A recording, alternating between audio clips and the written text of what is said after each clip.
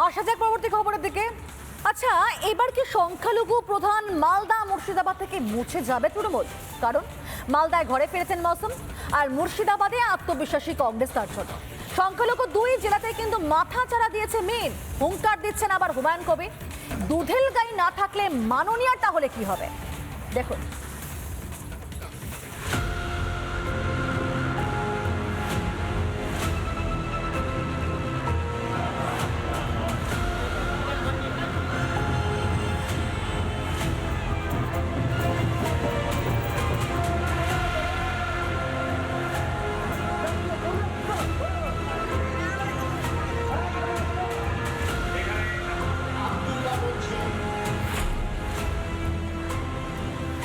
যখন মানুষ পরিবর্তন চায় তখন পরিবর্তন আসে। পরিবর্তন আমার থেকেই শুরু হোক।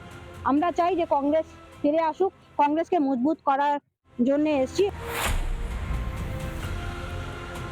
টিএমসি 2026-এ মুর্শিদাবাদ থেকে মুছে যাওয়ার সম্ভাবনাটা 90%টাই বেশি। রাজ্য সরকার হয়তো না জিততে পারবে না, এবার 193% হারবে। তৃণমূলের বড় ভরসা সংখ্যালঘু ভোট, সেটাই কি এবার হাতছাড়া হতে চলেছে? সংখ্যালঘু প্রধান দুই জেলার ছবিটা কিন্তু তেমনই ইঙ্গিত দিচ্ছে।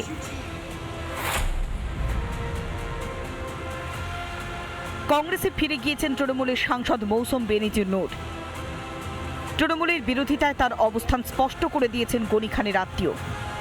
যে যখন কেউ দল বদল করে কোথাও না কোথাও গ্রহণযোগ্যতার একটা কোয়েশ্চেন মার্ক উঠে আসে। আমি 2026-এর নির্বাচনের জন্য আসিনি, আমি সারা জীবনের জন্য কংগ্রেসে ফিরে এসেছি।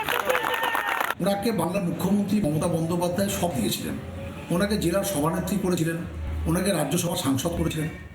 এবার তারপরেও বিজেপির হাতে তামাক খেয়ে তিনি যদি এখানে ভোট ভাগ করার জন্য কংগ্রেস দলে গিয়ে মনে করেন ওনার সমস্ত ভোট ওনার হয়ে গেল, তাহলে তিনি মূর্খের সঙ্গে বাস করছেন। মুর্শিদাবাদে এনআরসি জুজু দেখিয়ে 21-এ ভোট পেয়েছিল তৃণমূল। 24-এ সেখানকার সংখ্যালঘুদের বড় অংশ তৃণমূলের থেকে মুখ ফিরিয়েছেন। এমন একটি কেন্দ্র মুর্শিদাবাদে রঘুনাথগঞ্জ। 26-এ আত্মবিশ্বাসী সেখানকার কংগ্রেসের কর্মীরা। একদম 6% থেকে কংগ্রেস 39.5%।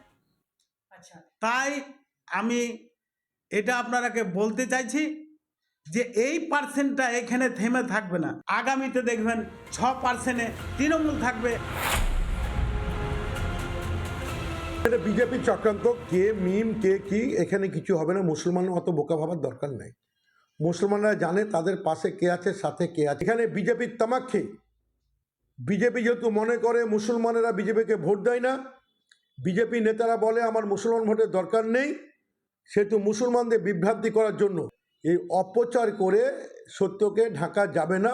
তৃণমূলের ঘর সর্বত্র ভেঙে চুরমার হয়ে যাক, আমরা এটা চাই।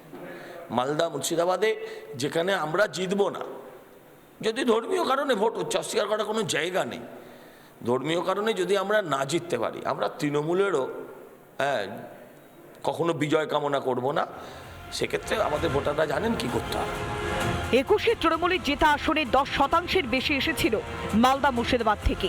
সেখানে এখন ঘাস ফুলে কাঁটা। সংখ্যালঘু ভোট হাতছাড়া হলে দলের অস্তিত্ব থাকবে তো মাননীয়া? রিপাবলিক বাংলা। নানা ধরনের কন্টেন্ট দেখার জন্য লাইক করুন, শেয়ার করুন আমাদের ফেসবুক পেজ, সাবস্ক্রাইব করুন আমাদের ইউটিউব চ্যানেল। পাশাপাশি অন্যান্য ব্রেকিং নিউজের জন্য অবশ্যই চোখ রাখুন রিপাবলিক বাংলায়।